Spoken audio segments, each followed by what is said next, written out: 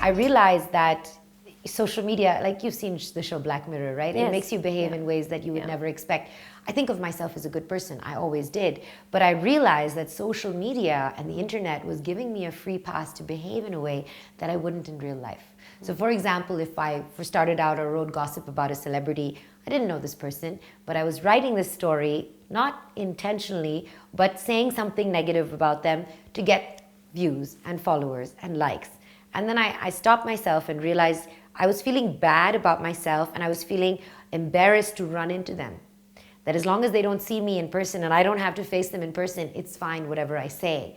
And then I stopped and I said, okay, if there was no public display of likes and followers, would I behave differently? Sure. And a lot of times my writers would say, can we write this? Can we not? So I made my rule number 1.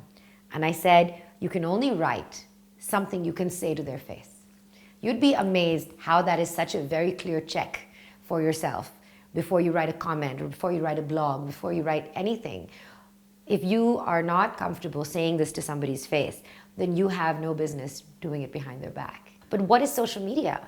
It was meant to amplify your ability to connect on a scale that's not humanly possible. It's supposed to be a replica of the human world, but in a way that you're not restrained by physical boundaries. Sure. So it's like saying, okay, I'm going to somebody's birthday party. Facebook is a party. I'm attending it. But I'm attending it uninvited a lot of times. Now, if I'm attending somebody's birthday, it's your birthday or your party, would I, in real life, come up to you and say something like, oh, you're fat, ugly, stupid? Would I do it within earshot of everyone else? Would I go around taking pictures of myself, showing them to people and leaving? Would I, in the case of guys sending inappropriate pictures, drop my pants to say hello?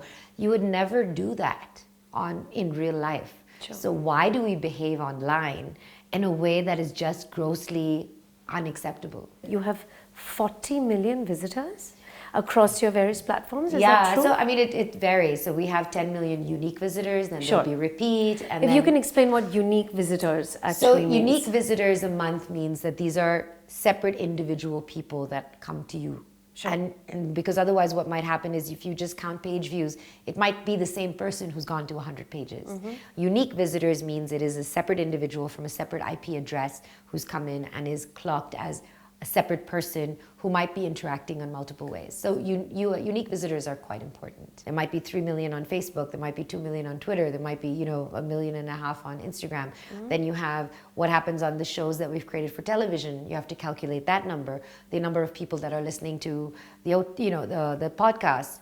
And there will be some overlap, but in a lot of cases there isn't, because the same person who's watching the TV show may not be on Snapchat. So, as a brand, if I came to you, one of the biggest advantages that you offer me is that you have this complete integration. Yes. So I get exposure to an audience on all levels, whether it's on social media, television, and all of that, events even. Yeah.